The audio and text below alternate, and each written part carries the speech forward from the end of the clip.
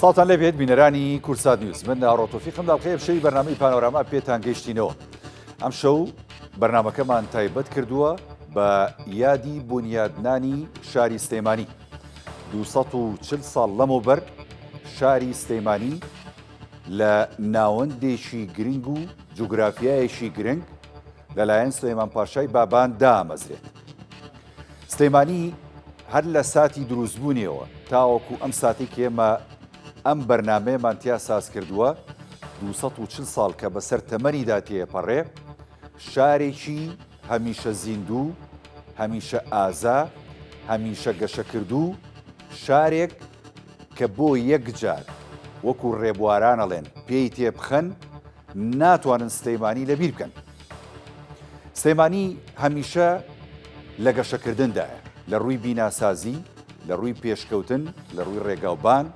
لە ڕووی کۆمەڵایەتی، لە ڕووی زانستی، لە ڕووی خوێندن و خوێندەواری هەمیشە جێگایەک بووە کە تێیدا چەندین کەسایەتی ناودار و بەناوبانگ و سیاسەتمەدار و هەروەها خزمەتکار بەم شارەی گەورە کردووە. ئەم شەو گفتوگۆکەین لەسەر سەرجەم ئاستەکان بۆ دەرخستنی ماهیەت و گرنگی سلێمانی بە میوانداری هەرێک لە میوانە بەڕێزەکانم دکتۆر دانا ئەحمەد مامۆسای زانکۆ کە بە سوپاسەوە لە سودۆی لەگەڵمە بەخێر بێ دکتۆر دانا، خۆشحاڵین کە نزیکەوە بینم. هەروەها خات و عایشە حەکیم بەرپرسی پێشووی کۆمەڵایەتی لە قی سلێمانی چێتی ژنانی کوردستان کە بە سوپاسەوە جەنابیشان لە سودۆی لەگەڵمە بەخێر بێ. خات و عایشە خۆشحاڵین کە بینی لێرە. زۆر مەمنونم بۆ سەر چاوەکانمان بەخێر بێن. سەرەتا گەر بە ڕوخسەتی عایشەخان لە کاک دکتۆر داناوە دەست پێ بکەم. دکتۆر جان، سلێمانی ئەو شارەیە کە هەمومان شانازی پێوەکەین، هەموو کورد شانازی پێوەکە، هەر چوار پارچە شانازی پێوەکە. کاتێک کە ئەم شارە بنیاتەنرێت بە نیازی ئەو بنیاتەنرێت کە بێتە پایتەختی کوردستان. لە یادی بنیادنانی شاری سلێمانی جەنابەت چپەی بێکتێ. سوپاس دەکەم کاکە هاوڕێ. پیرۆزبایی 240 ساڵەی دامەزرانی شاری سلێمانی یەکەم لە پێش هەموو شتێک لە خەڵقی ڕەسەنی سلێمانی، ئەنجا لە خەڵقی کوردستان و هەموو کوردێک کە خاوەنی شارێکی ئاوان، خاوەنی شارێکی ئاوا زیندوون، ئەتوانم بڵم سلێمانی تاکە شارەکە لەسەر بنەچەیەکی سراعی فکری، ململانەی فکری و ئایدۆلۆجی گەورە هاتۆتە گۆڕێ کە تایە مناقەشاتی گەورەی ئایدۆلۆجی هەبووە، مناقەشاتی کەلام و فەلسەفی هەبووە. ئەم شارە لە ئاکامی دوو تەیار و دوو تەوژمی قادری و نەقشبەندی هاتووە کە هەردووکیان وەکو دوو تەیاری فکری گەورە کاریان کردووە و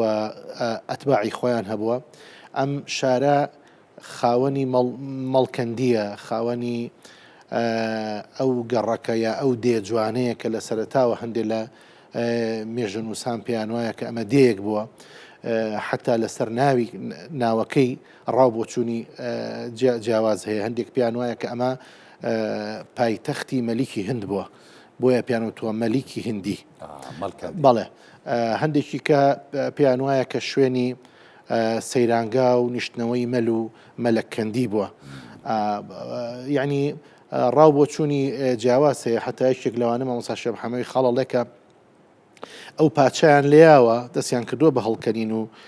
دانانی سووری، با بڵین سلێمانی سەرەتا لە مەڵکەنی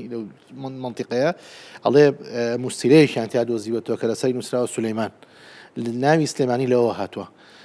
هەندێکی کە پێیان وایە نەخێر کە ئەمە لەبەرەوەی کە سلێمان پاشای بابان دروستی کردووە کە ڕەنگە ئەو ڕایش بەڵێ ئەو ڕایش ڕاستتر بێت کە شانازیەکی گەورەیە بە بابانەکان خاوەنی تەسیسکردنی شاری سلێمانی. بۆیە یعنی زۆر گرنگە هەموو خەڵقی سلێمانی ئەوە بزانێت کە شارێکە لەسەر بنەمای ڕۆشنبیری دروست بووە لە 1921 پێشکەوتن لەم شارەیە دەرچووە، مێجەرسۆن و بەریتانیەکان دەریان کردووە، بەڵام تۆفیق وەهەبی و سەعید کابان دوون و سەری زۆر دیار بوونتیایە فەرهەنگ و زمانی کوردی چۆتە پێشەوە. یەکەم چیرۆکی کوردی لە خەمای جەمیل سایبە کە ئەو هەموو ڕخنە و ئەو هەموو دیدگا جوانەی تایە یەکەم ڕۆمانی کوردی ژانی گەری مامۆستا ئیبراهیم ئەحمەدە کە تەسویری کە ئەتوانم بڵێم جوانترین تەسویری مجتەمەعی کوردی ئەو کاتێک کردووە. یعنی قوتابخانەکان خوێندنی ژنان لێرە کە دوای حەزەکەم وردەوردە ئاماژەی پێ بکەین بەڵێ ئەمانە هەموو کە ئەدەینەوە لە یەکتی کۆمەڵێک کۆڵەکەی زیندون کە ئەم شاریان بە زیندوێتی هێشتۆتەوە مێژووی ئەم شاریان بە جوانی و بە قەشەنگی و بە ڕۆشنی هێشتۆتەوە کە جێگەی ئەوەیە ئێستا خەڵقی سلێمانی و ئێمە کە یعنی ئەژین لەم شارە بەڕاستی فەخر و شانازی پێ بکەین. دەستخۆش دکتۆر داناجان دێمە خزمەت جەناب بۆ کۆمەڵێک باس و تەوەری گرنگتر هەر لە سلێمانی باچێن لای خاتو عایشە. طبعا خاتو عایشە ینی هەم مامۆستایەکی دێرین بووە لە ڕابردوودا لە سلێمانی خزمەتی کردووە لە بواری خوێندن و ینی پێگەیاندنی نەوەی شوێنێ بۆ ئەم شارە و بۆ کوردستان هەم خۆشی ینی چالاکەوانێکی کۆمەڵایەتی و گرنگ بووە لەسەر ئاستی ژنان. خاتو عایشە حەزەکەم بە بۆنی یادی دامەزانی شاری سلێمانیەوە جارە سەرەتا پیرۆزبایی خۆت و پەیوی خۆت بنێرە دواتر دێمەلات بۆ کۆمەڵێک تەوەری گرنگ لە بواری ژنانە لە شاری سلێمانی لە ڕابردوو. فەرموو. پیرۆزبایی لە هەموو کوردانەکەم و بە تایبەتی سلەیمانیان و سلەیمانی لانکەی هەموو کوردانە. سلەیمانی مەشهورە بە لێهاتوویی بە ئازایەتی بە بەردایەتی بە کوردایەتی بە شۆڕژگیری هەروەها مەشهورە بە ڕۆشنبیری و بە کللتوری ڕەسەنی کوردایەتی جێبەجێەکە کەواتە هەمیشە شکۆی بەرزە و دوژمنان ناتوانیوە کە ئەم شکۆیە پشکێنن لە چونکە شارێکی هەڵمەت و قوربانیە و لە پێناوی بەرزکردنی ئەو شکۆیە هەمیشە خەباتیان کردووە و خۆیان بەخت کردووە توانیمانە سەرکەوتوو بن و هەروەها قەڵغانێکیشە بەرامبەر هەموو ستەمکار و زوڵم زۆردار و گەندەڵکارەکان. خاتو عایشە ینی ئەمومانە زانین لە ڕابردوودا لە مێژووی دێرینی شاری سلێمانیدا ینی ئێمە گەجارێ باسێک لە لایەنی ینی کاری ژنان بکەین و تێکۆشان و هەوڵی ژنان بکەین لە سلێمانی یەک دنیا نمونەمان هەیە کە هەمووی ژنی خەباتگێڕ و شۆڕژگێڕ و ئازا و کۆڵنە دەربوون کە خزمەتیان کردو بە شاری سلێمانی و ینی نەترساون سڵیان نەکردوتەوە لەوەی کە ڕۆژێک لە ڕۆژان بە هەندێک لە هۆکاری کۆمەڵایەتی نەهێڵن ئیش بن یاخود قسەیەشیان بێتە سەر یاخود گرفتیان بۆ دروست بێ. ئەمێ ڕۆڵی ژنان بزانم جەنابەت وەکو ژنێک وەکو خانەدانێک وەکو چالاکوانێک چۆن هەڵەسەنگێنی لە مێژووی دێرینی شاری سلێمانی لە ماوەکانی ڕابردووە. هەر لە کۆنەوە ژن شان بەشانی پیا و کاری کردووە لە بزوتنەوەی ڕزگاری خوازی گەلەکە بەشداری کردووە و هەروەها لە بواری سیاسیە لە بواری ئەوەی کەەوە برێو بدەن بە بژێوی ژیانی خێزانیان هەمیشە کاری کردووە و هەروەها ژنی کورد جاران خوێنەوار نەبوو بەڵام عەقڵێکی زۆر پەروەردکاری هەبوو. ژنی دایکانمان هەمووی نەخوێنەوار بوو بەڵام جوانترین پەروەردەی مناڵیە کردین و ئامادەی کرد چ بۆ خێزان چ بۆ کۆمەڵگاکەمان و هەروەها هەمیشە مەشهور بوو بە میوانناری و خزمەتێکی گەورەی میوانناریە کرد دڵسۆز و هاوکەری خێزان و گەلەکەی بوو و لە بواری سیاسیە هەمیشە شان بەشانی پیا و خەباتی کردووە و ئێمە قوتابی ئەو ژنە تێکۆشەرانەین بۆ نمونە ژنە وەکو بەهەیە معروف وەکو منیرە قەفتان وەکو درەخشانی شێخ جەلال وەکو حەبسەخانی نەقیب ئەمانە لە سلێمانی حەبسەخانی نەقیب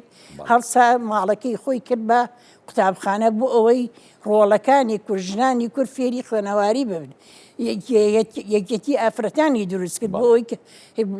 بۆی کەم نەبنەوە هەمیشە هەوڵ بند بۆ ئەوەی کە ئازاد بن و ئازادیان دەستەبەرکەن کەواتە ژنی کورد هەمیشە هەوڵیا بۆ ئەوەی کە هەم کوردستان سەربەخۆ بێ هەم خێزانێکی جوان پەروەردەکە و هەم ئامادەشی کە بۆ ناو کۆمەلگا کە خزمەتی بەگەل و نیشتیمانەکەی بکە. ئەمانە هەمویان فێری ئێمەیان کردکەوە ئێمەش وەکو ئەوان شان بەشاری ئەوان خەبات کەین و تێبکۆشین و ببێت بە قوتابخانەیە بۆ ئێمە کە پەیڕەویان بکەین. بەڵێ دەست خۆش خاتو عایشە دێمە ژنی کورد هەمیشە فەرموو بەردەوام بە. ژنی کورد هەمیشە بۆ نمونە کە کاتێ مادەکان هات داگیریان کردن مادەکان داگیرکەن ئەو هەڵسا چی کرد هات بۆ سەردانی مادەکان پاشایەک سەد چەکگاری ژنی پێشکەش کرد کە وایە ژنی کورد ئەمەنە مەردە و لە شان بەشانی پیاوان خەبا دەکا ئەردەڵانی مەسوورەی ئەردەڵانی جگە لەوەی کەوا فەرمانڕەوایی کردووە سەرلەشکری سوپاکەش بووە کەواتە ژنی کورد هەمیشە خەباتی کردووە هەمیشە دێکۆشەوە بۆ سەربەخۆشی گەلی کوردستان و سلەیمانیش لانکەی هەموو نەتەوەکانن هەموو حیزبەکانە هەموو پێکۆشەدانە دەست خۆشخات و عایشە دێمەوە خزمەت جەنابەت بۆ کۆمەڵە پرسی دیکەی گرنگ تایبەت بە ژنان و کارکردیان لە ڕابردووە لە ئێستاشدا ینی تا چەند ینی ژنان ئەو ڕێچکەشکێنیان هەرماوە کە لە ڕابردوو ینی لە سلەیمانیەوە چەکەری کردو سەریاڵداوە دکتۆر دانا بابینە سەر ناوەکانی سلەیمانی سلەیمانی ینی بۆ نمونە شاری شارە حیاتەکە شاری هەڵمەت و قوربانی شاری خەبات و کۆڵنەدان شاری ڕۆشنبیری شاری فکر ینی ئەم هەموو نازناوە بۆ شارێک خۆی لە چیە بینێتەوە ینی سلەیمانی بۆنە نازدارە کە ئەم هەموو ناوی لێ بنێن ئایا شایستەی بۆ ئەم هەموو ناویان لێناوە جا ئەمە نالی ئەڵێ شارێکی عەدل و گەرمە لە جێگەیەکە خۆش و نەرم بۆ دەفعی چاوەزارت دەڵێن شاری شارە زۆر یعنی شامی هەموو نەهار و فسوولی هەموو ینی ئەڵێ شەویشی وەکو ڕۆژ وایە وە ئاوادانم شارە هەموو فەسڵەکانی ساڵیشی وەکو بەهارە ئەوەندە ینی قەشەنگ و لە زستان و لە هاوین و لە پاییز و لە بەهارە وەکو یەک سەردانی کەران دێن و گەشتەکەنتیایە لەبەرەوە سلەیمانی ئەنی مەعالیمی ئاوادانی زۆر پێوە دیار بووە و بەشی دووهەمی ئەوەیە کە وەکوتم لەو تەقەلایەنەوە دێک کە لە سلێمانیا بووە مەسەرەن بۆ نمونە لە ساڵی 1902 سەد کاسبکاری ئەم شارە عریزەیەگە نووسن و مانەگرن ماڵێ مانگرتن خەباتی مەدەنی لە ساڵی 1902 122 ساڵم بەر لەم شارەی سلێمانیە خەباتی مەدەنی هەبووە دەکاکە ئەوەی کە هەبووە 100 ساڵەوە پێش لە هیچ وڵاتێکی تر نەبووە لە هیچ وڵاتێکی پێشکەوتووە خەباتی مەدەنیەوە نەبووە بێگومان یاداش تێگەدەن بە سوڵتان عەبدولحەمید وتیایە داوای حڕیە و عەدالەت دەکەن بەڵێ داوای ئازادی ئەەکەن و داوای دادوەریەکەن مەسەرەن یەکێکە لەو شتە جوانانە مەسەر حەبسەخای نەقیب و گوزیدە یا مڵکی یاداش تێگەدەن بە عوسبەت الئومەم بۆ ئەوەی کە ئیتر ژن لە سلێمانیا بخوێنێ چەند گرنگ بوو بێگومان ئاخر کاکی خۆم کە تۆڵی لە چێواتۆ ئەلەواتۆ ئەزانی وەکو وتم تۆ لە یعنی 121 ساڵ پێش ئێستا تۆ وەرە گرنگی بدەی بە فەرهەنگی کوردی وەرە گرنگی بدەی بە ڕێخستن و ستراکچەر و سیمانتیک و سینتاکسی زمانی کوردی ینی ئەوەی کە کراوە لەم شاری ئێمە لە سەدەی حەفدا قاموس دانراوە لە سلێمانی ئایت بێگومان باوکی کاک ئەحمەدی شێخ شاه معروفی نودی قاموسێکی داناوە بە ناوی ئەحمەدی ڕەئس سەرە عین چاوە بەدەن قاڵب ئیسم ناوە جەبین و جەبهەت تەوێڵە مەکر و کەید و حیلە فێڵە ئەنی بەڵێ زۆر حەزیمە بسم لەوەیە کە ئەمە خاڵێکی ترەوەیە تۆ بگەڕێ کاکە هاوڕێ هەر بەدەم خۆشە کە تۆ ئەڵەی مەسەلەن شاعرێک دروست ببێ لە سلێمانیە ڕەخنە لە حکومەتی کوردی بگرێ لەو سەردەمەیە تۆ ئاگال لەوە بێ یەکەم حکومەتی کوردیشە لە سلێمانیە بوو لە کوردستانی مەنێک سلێمانیە بوو باش ئەو حکومەتە سێ شاعیر هەبوون بەردەوام دەنووشیان لەسەری بوو خالیز بووە مەلا حەمدوون بووە حەمدی شاعیر بووە یعنی ئەوانەکو ڕەخنەگریەک بەردەوام لەسەری بوون ئەزانی نوکتێکی خۆشتان بۆ بژێرم وەزم جاری پێشوو بۆ خۆتم باس کردیا نازم چۆن باسمان کرد ئەمە حکومەتی شێخ مەحموود دوو تەشکیلەی هەیە تەشکیلەی یەکەم و تەشکیلەی دووەم کە تەشکیلەی دووەم تەڵان دروست دەبێ و ئەو کاتە مستەفا بەکە با بڵێن مستەفا پاشا وەزیری دیفاع بێ و على کولی حکایەتەکە دوێژە ئەبێتە هۆی بڵێن هەراسانکردنی هەنێک و هەنێک لی بێزارە بن و ئەوانە حەمدی تەشکیلەی دووهەمی ئەم حکومەتە چۆن تەشبیهەکە بە تەشکیلەی هەڵپەرچێ باشە ڕیزی یەکەم لە هەڵپەرچێ سەرچۆپی هەیە و گاوانی هەیە و لە ناوڕاستە خەڵک لە پەڕێ بە جوانی ڕێکپێکی لە پڕیەکێ لەم ناوەڕاستەوە داوای سەرچۆپێکەکە نایاتێک کابراش هەڵی وە ئەوە نییە زۆر جار شەڕیش دەبێت لە سەری ئەی چۆن لەبەرەوەی چیەکە یە تەشکیلەی دوم دروستەکە ڕیزی دوم دروستەکە لە هەڵپەرچەکە ڕیزی دوم خۆ دیار نین لە خەڵکەوە بۆ معلوماتە دیار نین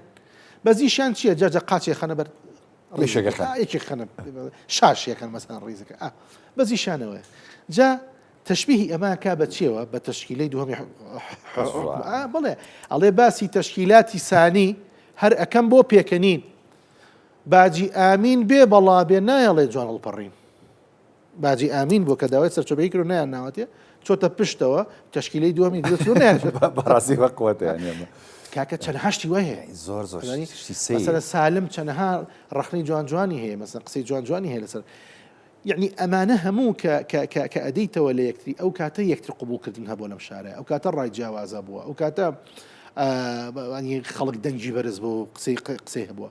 ئەمەش سەرێکی تری کاکی خۆم بیرت نەچێتەوە زانای زۆر گەورە هەبوون لەم شاری سلێمانیە ئەتۆ ڕاوبان شتێکەوە ببجێڕەوە تۆ زانی ساڵی 1970 باش لە تەلەڤیزیۆنی بەغا عفوا لە ڕادیۆی بەغا بەرنمەیەک هە بۆ ڕۆژێک لە ڕۆژان هی پیاوێکە 1000 جار بە ڕەحمەت بێ ئی کەمال ڕەئوف محەممەد خەڵقی ئەم سلێمانیە ئەسڵ و فەسلی ئەم شاری سلێمانیە کەمالی مەلا ڕەوفی حاجی محەممەدی مۆر هەڵکەن باشە ئەم پیاوە 1970 بەرنمەیەکی هەبووە لە بەغا شەوی جمعان خەڵق بۆی دانیشتووە بۆ معلوماتت لە ڕادیۆ هەی بووە لەسەر بەکرێ بۆ تەڵەنم بەرنمەیەکە با بڵێن پەیوەندی کردووە لە بەغا و بە خەڵکەوە لێرە لەگەڵ چەم حەمەی خاڵ و لەگەڵ پیاوانی سلێمانی و لەگەڵ چی ئەمانە پیاوە دیارەکانە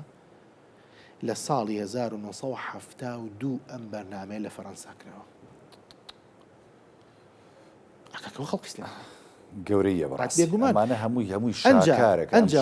بردۆتە پێشەوە کاکی خۆم تۆ بزانە شەم حەمەی خاڵ زار ڕەحمەت دەبێ لەکەیە بیری لە لای ئەوە بۆ کە مەسەلەن پەندی پێشینان کۆ بکاتەوە بنووسێتەوە ناڵەی دەروون بنووسێتەوە ئەو هەموو تارە جوانە کۆمەڵایەتی و ئاینیە تیشکی منبەر هەماشی بنووسێتەوە مەسەلەن تحقیقی ئەم هەموو دیوانە کراوە ئەم هەموو دیوانە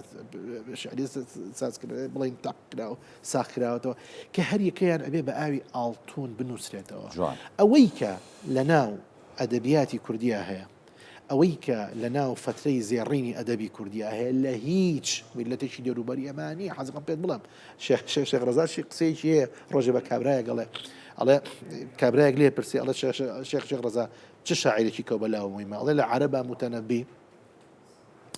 لە فارسە حافظ لە تورکا فڵان لە کوردی شەبراو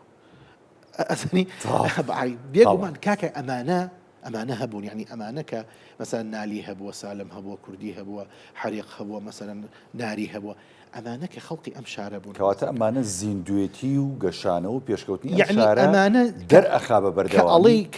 کە ئەڵەی مێژووی ئەم شارە جیاوازی چییە و خاڵی جاکەرەوەی مێژووی سلێمانی لەگەڵ شارەکانی ترا چییە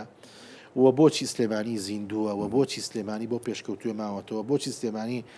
بۆ پایتەختی ڕۆشنبیری ئەمە هۆکارانە دەستخۆش دکتۆردانە دێمە خزمەت جەناب باچێن لای خاتو عایشەش تۆزێ باسی ژنان بکەین لە سەردەمی کۆنا کە بزانین چکە بە حەقیقەتیان سلێمانی زۆر جارە هەڵێ لە سلێمانی دەرەچی خواردنی خۆش نامێنێ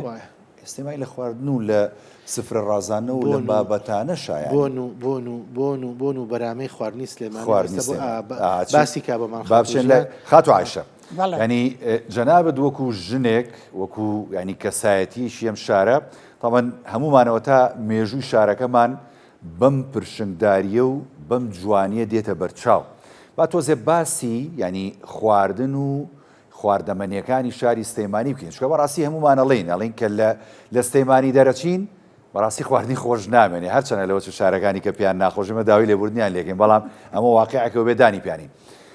بۆچی یعنی دەسیاوی ژنی سلەیمانی ئاوەها خۆش بوو بۆچی خواردنی سلەیمانی ئاوەها بەناوبانگە هۆکارەکانی چی بوون بەڕاستی عایشەخان خواردنی سلەیمانی جاران ژنەکان زۆر ئیحتیمامیان پێ گرنگیان هەیە بە دروستکردنی خواردن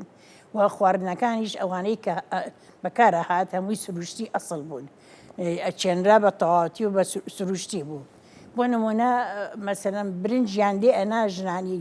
سلەیمانی بە ڕۆنی کوردی خۆماڵە بوو لەسەر ئاگل لیانەنا بە مەنجەڵی مس و سەرقاپی مس چێشتەکانی لێ ئەنا ڕۆژەڕەیە گەڕۆی بۆ نەکەی ئەم نەخۆش بوو تاسکەبابیانە کرد تاسکەبابی لە سلێمانێ بە ناوبانگە کە ئەم تاسکەبابیە هەر زۆر خۆش بوو داوەتێکە بکردایە خۆ میواناریەکە بکردایە ئەوە دەکرد سەرپیا بوو سەرپیانە کرد کفتیانە کرد یا پراغیانە کرد وەکوی سایە بەڵام چونکە شتەکان مەسەلەن ڕۆنی خۆماڵی بوو گۆشتەکە گۆشتی تر ئەو مەڕووماڵاتە هەمووی گیای سەوزەی سروشتی ئەخوارد تامێک و لەزەتێکیە بۆ خواردنە بۆ بە ئاگرش لێنرا زیاتر وەک لەوەی کەوا وەکو ئیسا بە غاز یا بە زۆپا لێ بندێ لەبەرەوە بۆ نوبەرامەی زۆر خۆش بوو ژنی کوردیش بە ناوبانگ بوو لە دروستکردنی خواردنە و سفرە ڕازانەوەشیان هەمیشە سفری ژنی کورد هەمیشە سلەیمانیان مەشهورە بەوەی کەوا زۆر بە جوانی ئەیان ڕازانەوە و خواردنی خۆشیان دروست دەکرد ئەو خواردانە ترخێنەمانە ترخێنە بوو لە زستانە کفتە بوو سەروپێ بوو گەنمە کوتا بوو هەمووی تام و چێژێکی زۆر خۆشیە و خەڵقەکەش هەمووی کۆبەوە بەڕاستیەکەی لەسەر سفرەکە کۆبوونەوەی خێزان زۆر خۆش بوو بەداخۆیسا ئەو خواردنی کە دایانی ئەو سفرەی لەکە لەسەر دانیشی یا یەکێ لە مەکتەبە یەکێ لە دائیرەیەکێ لە وەزیفەی هەیە لەبەرەوە جاران هەمووی کۆبوو خەڵقە خێزانەکە کۆبووەوە زیاتر چێژیایە بۆ خواردنە زیاتر دڵە پێی خۆشە بوو ئاسوودە و ئارامە بوویت لەبەرەوە خواردنی زۆر خۆشە بوو و هەمووی هەر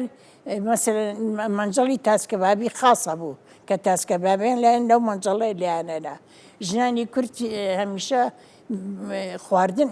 باقلاوان دروست دەکرد بنمەیان دروست دەکرد کولیچیان دەکرد ئەمانە هەمووی دانرا بۆ مناڵ بۆ میوانێکی بەڕێزەوە میوانیان بە خێراتر و خواحافیزیانە کرد و وەشی خۆشیان دانا هەمیشە ژن خەریکی خزمەتکردنی خێزان و ماڵ و لەگەڵ ئەوەشە وردە تێری کاسپیان نەکرد یارمەتی بژێوی خێزانی ماڵەکەشیانەیە لەگەڵ ئەوەی کەوا چێشیان لێنا و ئەرکی ماڵیان جێبەجێ کرد ئەوانەی کڕاشیان ئەچنی پولەکان داچنی خەیاتیانە کرد لفکیان ئەچنی ڕیسیانە ڕست ئەمانە هەمووی بۆ ئەوەی کەوا زیاتر یارمەتی بژێوی خێزانەکە بات و وەشانبەشانی پیاوەکان لەو تەنگانە ئابوووریە ڕزگاریان بێت ئەزای عایشەخان سەردەمانی ینی ڕابردوو یعنی هەمومانەزانین خوێندن بەلای ینی هەندێک لە خێزانەکانەوە عیبە بووە یاخود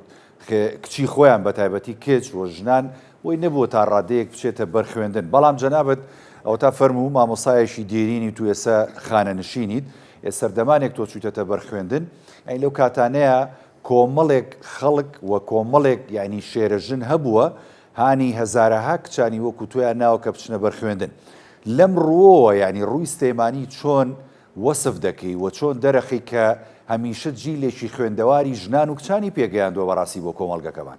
من وەکو باسم کرد حەبسەخانی نەقیبێکێکە لەوانەی کەەوە هاندەر بووە بۆ ئەوی کەوا ژنەکانی کورد کچەکانی کورد نەخێوان نەوار نەبن و فێری خوێندن بن چونکە خوێندنە کەوا توانێ ئابووری ژیانی خۆی و خێزانەکە و نەتەوەکەش بەرەو پێشەوە بەرێ و هەروەها درەخشانی شێخ جەلال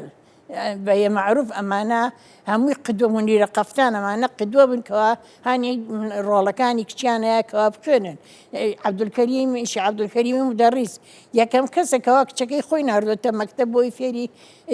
خوێنەواری بێ کەواتە کەسانی زۆر باش و دڵسۆزە بووە بۆ نمونە من کوڕی خاڵی باوکم ژنیش و پیاویشی فێر کردووە نەجمەدین مەلا یەک لەوانەی کە خوشکەکانی منی فێری خوێنەواری کردووە ئەمانە بەڵێ توانیوەتی 6,000 خوێنەواری کورد لە ڕۆڵەکانی کورد فێرکە کەواتە ژنی کورد هەمیشە هەوڵی یاوە چ بۆ ئەوەی کەوا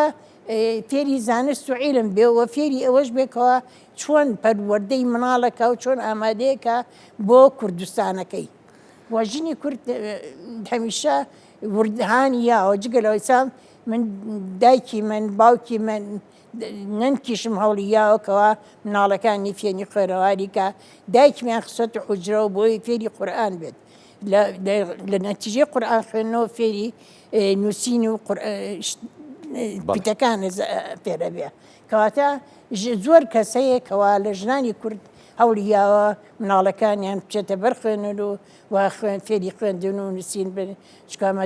دوا ڕۆژی گەلەکەیانە و بەرەو پێشکەوتن و سەرکەوتن ئەڕوا دەست خۆش عایشە خانجان دێمە خزمەت جەنابەت دکتۆر دانا لە باسێکی بیری ئەو زاتەی خستمەوە خات و ژیان نەجمەدینی مەلا بەڵێ یعنی مرۆڤ دۆستی وەکەوە کەم بووە کوردی وەکەوە کەم بووە ینی تەسەورەکەی کە هینێکی هەبوو کەشتی نوح خەڵقی فێری خوێنەواری کردەوە شعری زۆر جوانی شێ با بزانین زۆر ئەزانی لەو پەڕی کە خوێنکارێکی خۆی تووڕەیە کا چیرۆکەیتان بۆ ناگەڕەوە باش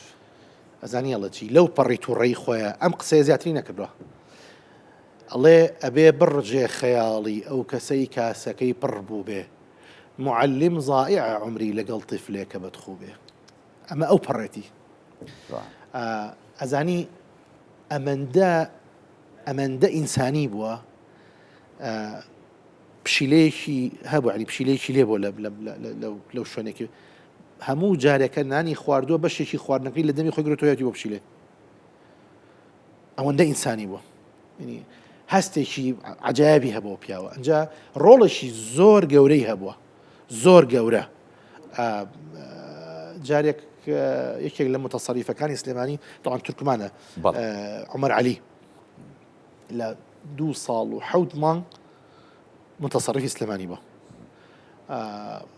بەڵام متەسەریفێکی زۆر باش بوو ینی مەشهور بووە کە ئەڵێ لە فترەی عومەر عەلیە گورگومەڕوێکەوە یان خواردووە لە سلێمانی یەکی لەو شتە جوانەی کە کردوێتی یەکەم جار خوێنی بردووەتە مەنتیقەی سوودنی و قەڵاتجێ ئەوانە بە لۆری کتێب و دەفتەری بۆ ناردوون بە گڵا خۆی چووە پێشان کەوتۆ بە ئەسب ڕۆشت و چووە لەوێ خەڵقی دۆزیوەتەوە مەسەن مەلا ساڵحی گەناوی ئەوانەی دۆزیوەتەوە فەقەکانی ئەوانی بەکارێناوە کێلەوانی کە بەکارێنەوە مەلا مەلا محەمەد شەڵماشیە تەمەند درێژ بێ یاخوا کە ئێستەماوە لە ژیانە یەخوا هەزار ساڵ تەمەنی بێرەوەڵا پیاوێکی گەورەی و ئەدیبێکی گەورە و مامۆسایەکی ئاینی متەنەورە طبعاً ئەمە یەکێ لەوانەی کە دەرسی پێڵەتەوە لەوێ ئەوە ئەو کاتەکە فەقێ بێ لای مەلا ساڵحی گەناو پیاوێکی زۆر گەورە بۆ زۆر ینی چەند باسی گەورەی بکەی عومەر عەلی جارێکە پێڵێن ئەڵێنەوە ئەوە چیەکەوە بۆ ناچی بزانی چیەکات تەمە خۆی گەڕاوە شەوان عومەر عەلی گەڕاوە خۆی بەناو شارە ئەچێ پاڵ بە دەرگاکەوانێ عومەر عەلی دەرگاکەیە کاتەوە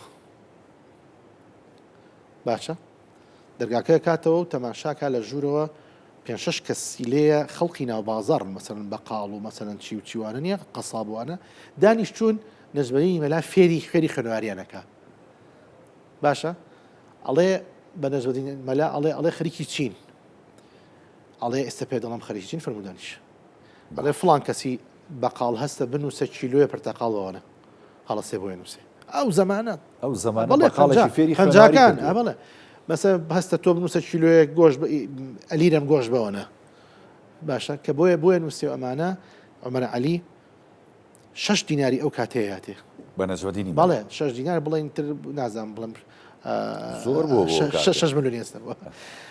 ئەمیش چی لێکە بەو فەقیریەی خۆی سەرفی ئەکا بۆ کەشتی نوح ئاوادانێکاتەوە هەڵی ناگرێ بەخۆی گۆڤارێکیشی هەبوو گۆڤارێکی زۆر عەقڵێکی گەورەی هەبووە متەنەویر بۆ زۆر ئەزانی گۆڤارێکی هەبووە کەم شاعری لێ هاتوو توانێتیشی تیا بڵاو کاتەوە زۆر ژیر بووە زۆر شتی چاکی بڵاو کردێتەوە مەسەلێکی لەوانەیە کە کچی تا بڵاو کردێتەوە بەڕەحمەت بێ ئەحمە هەردی بوو بەڵێ ئەنج هانی شتێکیەوە زایرێکیەوە دوای ئەم زاهرێ بە زایرێکی بڵێن دیارێکی ڕخنەی لەناو ئەدەبی کوردیا پێوتاوە نەزیرە نەزیرە ئەوەیە مەسەلاً شعری شاعرێکی کۆن بێنی لەسەر ئەو ڕێتمە یەکێ بتوانە شعرێ بنووت ئەم هانی خەڵکیەوە بۆی کە لەسەر ئەو نەمەتە بڕۆن لەبەرەوە شتی تریشی زۆر بووە یعنی یەکێ بۆ لە کەسایەتێ جوانەکانی سلێمانی وڵا لەسەر ئەو بابەتی ینی ئەدەب کە بەڕاستی لە سلێمانی زۆر گەشە سەندوو بووە لە ڕابردوو تەنانەت لە ئێستاشە ینی جۆرێک لە وەڵامدانەوەی شعر هەبووە ینی لە ڕابردوودا لە نێوان کەڵە شاعیرانی سلێمانیە ینی بۆ نمونەوە تا ئەوانەی نالی و سالم ینی تۆ جانت چۆن ئەمانە وەڵام یەگەێنەوە ئەوە هەر هەمووشی مانای گەورە و کاکە هاوڕێ ئەوە سەیری تیاوە بێگومان ئەوە هەر شعر نەبوو ئەوە چوار شت بووە باش یەکەم نووسینەوە و ئەرشیفکردنی تاریخی سلێمانی بوو مێژوو وڵێ عقل ئەوەی کردووە عقل علی سلێمانی کەسایەتی عقڵی تێ بە معنای کەلیمە ئەوە یەک دوو پرسیارکردنی ینی بەشێکی تری ئەو مێژووە پرسیاری لە سالم کردو سالم بۆی بەوەڵامی یاوەتۆ کەواتە سوورەکە تەواوەکات بەشێکی خۆی بە ئای بڵێ نالی بەشێکی خۆی تەواوێک ئەی نووسێتەوە بەشێکەکە بە پرسیار بۆ سالم ئەی ژۆڵامێتۆ سوورەکە کامیلەکە تەواوەک ئەمە دوو سێ حەنینێکی گەورەی تایە بۆ سلێمانی ینی ئەو شعورە بەرزەی کەنالی هەیەی بۆ سلێمانی یعنی لە لای کەم شاعری وەتەنی ئەبینرێتەوە ئەو شعورەی کە نالی یا سالم هەیەی بەرامبەر بە داگیرکردنی سلێمانی تورکی بێهونەر و چی و ئەمانە کە باسیەکە باسی دەردیانی ئەزانی بەعزێ شت هەیە گەر بکرێ بە فلیم ئەمە زۆر تۆ مەسەن دائیمەن تەشجیعی ئەوە کرێ دەقێ بکرێ بە فلیم بۆی کە بەرجەستێکی خەڵک ببینێ بەس بەڵام 300,000 جار شعرێکی نالی بکە بە فلیم بەرجەستە نابێت چونکە خۆی بە وشە بەرجەستی کردو وشەی نالی نابێتەوە شعری نالی نابێتەوە تەواو نابێتەوە نانووسێتەوە ئەو سوڕانەی کە دروستی کردووە نابنەوە جارێکی تر ئەو وێنانەی کە دروستی کردووە ینی لە خەیاڵێکەوە هێنایەتی بە خەیاڵێک ینی خەیاڵێکی ئەوەندە دامەزراوی هەبووە ئەنجا بە سەلیقەش بووە ئەنجا شارەزاییکی باشی هەبووە ئەنجا سەقافەتێکی باشی لەناو لە سەقافەتێکی فارسی و عەرەبی زۆر چاکی هەبووە تورکیێکی باشی زانیوە شارەزای ئەدەبیات و مێژووی ئەدەبیاتیوانە بووە ینی ئەمانەی هەموو تێکەڵ کردووە ینی توانی بڵی دیوانی نالی عوسارەیەکە گوشراوێکی هەموو دەوروبەری خۆمانە و خاڵی چوارهەم و کۆتاییش ئەوەیە کە ئەتوانم بڵێم با بڵێن ئەگەر بڵێ یەک ڕووناچی لە ناو مێژووی کووردا هەبێ ئەو فترە زەمەنەیە ڕووناچی ئەزانی تەسویرێکی جوانی زۆر جوانی فترەی ئەدەبی کوردی ئەمارەتی بابانی ژەکات یعنی سوڵتە و سیاسەتی ئەمارەتی بابان و گواستنەوەی لە قەڵاچۆرانەوە بۆ سلێمانی خاوەنی ئەو ئەمارەتەیە کە مێژووی زێڕینی کورد و ئەدەبی کوردی لە سەردەمی ئەوانە گەیشتۆتە لوتکە دەستخۆش بۆیە هەمانە هەموو ئەبێ بدرێنەوە لە یەکتری دەستخۆش بە ئەچمە لای عایشەخان تۆزە باسی جل بکەین جلوبەرجی کوردی چکە بەڕاستی جلوبەرجی کوردی ژنانی سلێمانی ئەوەندە ئاڵواڵایە ئەوەندە جوانە یانی هەر حەزەکەی کە هەر ژنێک لە بەریەکە یەکچێک لە بەریەکە ئەین چۆن لەیتە هاواخە وەڕەمێنێ بە دیاریوە هی پیاوانی ژوایی تۆش جوانە دەستخۆشقوربانە دکتۆر عایشەخان با بێنە سەر بابەتی جلوبەرگ و ئەو خشڵ و بابەتانی کە ژنانی کورد لە ڕابردوو کچانی کورد لە ڕابردوو ینی خۆیان پێ ئەرازانەوە باشە بۆچی لە مەشە سلێمانی ینی هەر لە پێشەنگ بووە بۆچی جلوبەرگی کوردی ژنانی سلێمانی ئەوەندە جوان و خانومانە ینی ئەوە تا ئێستش ئەمجی لە نوێ تا مەزرۆن کە بگەڕێنەوە بۆ سەردەمە و ئەو جلوبەرگانە لەبەرکەن ئەمەش لە چێوە هاتووە بۆچی وا بووە جلی کوردی هەمیشە هەر جلی ڕەسەنی کوردایەتیە و دایمە ژنی کورد جاران و بە تایبەتی لە شاریش و لە لادیەکانیشە جلی کوردیان لەبەرەکرد جیاوازیکی فەرقی هەبوو ئیسا لەگەڵ جارانە جاران ئەو کەوایی کە ئەیان کرد لە سیرەکەی کەواکە گوڵین دۆکەی تیابوو کەوای ناواریان پێوت چەفتە و سەر و بەستیانە بەست و دەسماڵیانە بەست وە لەچکێکی سپی جوانیان نەکرد بەسەریانە و عەبا و پەچە نەبوو کە بێن بەسەریانە زۆر بە ئازادانە ژن هاتنە ناو شار یاخوا چوونە دەرەوە تەنها سەرپۆشەکەیان بەسەرەوە بوو زۆر بە ئازادیش ئەگەڕان سجلی کوردی فەقانەی هەیە و وەکو ئێستا ئەمە جلی کوردی ڕەسەنی کوردایەتی وەکو ئێستانیەکە هەر ڕۆژە مدیرێکی لەکەن و ئەمە مۆدێلی سلێمانی کۆنە عایشەخان بەڵێ ئەمە مۆدێلی سلێمانی کۆنە فەقانەی گەورەی هەیە و ئیتر کەواو هەیە جاران سەڵتەشە بوو ئێستاش سەڵتەشەکەن سەڵتە هەیە ئەمانە ژنانی کورد هەمیشە لە بەریانە بوو ئیشیشیان پێوە کرد ئەزانمشی بەدەست ئەدووریاوەختی خۆی عایشەخان هەمویان بەدەست ئەدووری وا بوو بەڵێ هەمووی بەدەست ئەدوورووە و جگە لەوەش مەکینە نەبوو جاران هەر بەدەست بوو ئەدوورووە و دایمن لە ناو ماڵیشا کە ئیشیانە کرد هەر بەجلی کوردی و ئیشیانە کرد کەواکانە خستە ناو ئەو گیرفانانەی کە هەیەیان بوو و کۆڵانشیان نەبوو لە پشتۆیان خستە ناو کۆڵانەکە و قۆڵیان هەڵە کرد تا چێشتونان و ماڵیان پاگە کردەوە اینجا کەواکان داناو لە شۆڕیانە کردەوە هینیانە کرد هەمیشە ئەم مۆدەی نەبوو دزداشە لەبەر و جلی مۆدە جاران کەم بوو وردە وردە گۆڕانکاری هاتاتە ناو شاری سلێمانۆگینە ژنان هەمیشە هەر جلی کوردیان لەبەرا کردووە دەسەکانی خۆش بێتە من درێژ بی دێمە خزمە جەناب بۆ تا قسە دکتۆر دانا خەبا و شعرە بڵێم لە بیرم دێ سولەیمانی کە دارولموڵکی بابان بوو نە سوخرەکێشی عەجەم نە مەحکومی عەجەم نە سوخرەکێشی عالی عوسمان چونکە ئیستیقلالیەتیە بۆ سەیک باشە تۆ سەیری کە لەو کاتەیە ئەی سەری نەوی نەکردو بۆ هیچ لایەنێ یانی ڕوبەڕووی زوڵم و ستەم و داژیکاری بۆتەوە ئەگەر ئەو پەڕی بوێری و پڕکێشی خەڵکی ئەم شارە نەبێ تۆ لە ناو تۆپ و تیارەیە حکومە دەبێ بەڕێوە حکومەت مەلیک و درا و نەقد و پارە دەبێ ینی نەک ئەوە وەرە مەسەرەن تۆ لە دوای 1923 ئەوانەوە کە بڵێن تیارە قەسفەکە لەم شارەیە و شەڕی ئینگلیز و ئەوانە شێخ مەحموو بەڕەحمەت بێچێتە جاسەنە لەوێ جەریدە دەرەکە کاکە بانگی حەق دەرەکە باڵێ زانی لە ناو ئەشکەوتا و لەژێر تۆپ و تیارەیە زانی لەبەرەوە ینی بەڕاستی کاکە شتێکی زۆر سێرت پێ بڵێ ئەزانی کۆمەڵی گەلان هەبووە کۆمەڵی گەلان لینین ئیشرافی کردووە کۆمەڵی گەلانی ڕۆژهەڵاتی ناوەڕاست لینین ئیشرافی کردووە لە مۆسکۆ ینی لە هەموو میلەتێک ینی خەڵکیشینێکی تیابووە نمونەیەکی تیابووە بەحسا لە کورد لە سلێمانی و جەمال عیرفان چوە نوێنەری کورد بووە لە کۆمەڵی گەلانی زۆر گرنگ زۆر لینی شرافی کردووە لەبەرەوە ینی هەر کوێیەکی ئەگریکاکی خۆم من ئێستا دقیقە کە ئێستا ینی کە قسەکەی مەسەلەن بیرم لای ئەوەیە کە ئەو شاکارە جوانانەی کە کراوە لەم شارە ئەو شاکارە جوانانەی کە نووسراوە لەم شارە زانی بەڕەحمەت بێ و ینی جێگەی سوپاسە کە ئەکرەمی ساڵحی ڕەشا کە سایەتی دیاری شاری سلێمانی کتێبێکی دووبەرجی جوانی نووسی زۆر جوانە و دکتۆر عیزەدین یادی بەخێر پێداچوونەوەی بۆ کردووە من بە هیوام ئەم کتێبە بکرێتە بنەمایەک و بەرجی سێم و چوارەمی وەختێتی ئێستاکە کە دەرچێت ئەو کتێبە تا ساڵی هەشتاکانی تایە تقریبن بیدایەتی هەشتاکانی تایە لەبەرەوە کاتی ئەوەیە کە با بڵێن بەرجی سێمی دەرچێت و مەسەن لە ساڵی هەشتاوە دەست پێ بکە بۆ نمونە لە هەفتا و پێنجەوە دەست پێ بکە هەتا مەسەن عقد مەسەن 25 ساڵ وەری بگرن هەتا ئێرە ئەمەش مەسلەیەکی ترەکە زۆر گرنگە مەسلەیەکی تر کە هەر بەڕاستی من ئەوێ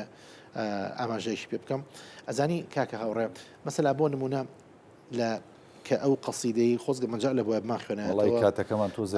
ئەزانم دیارە بە مۆڕەکان تا دیارەسپاست دەکەم ناوە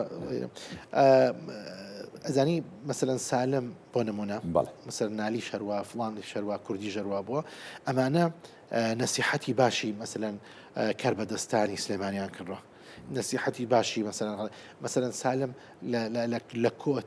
لكوتا بيتي ئەو چامەی کە بۆ وەڵامی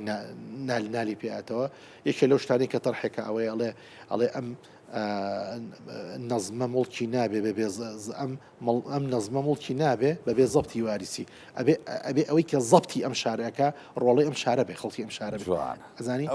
ئەو کاتەوەی تۆ بەڵێ لەبەرەوە ینی بەڕاستی ئێمە ئەبێ بچینەوە سەر ئەوانە بچینەوە سەر ئەوەی کە بزانین نەسیحەتی ئەوان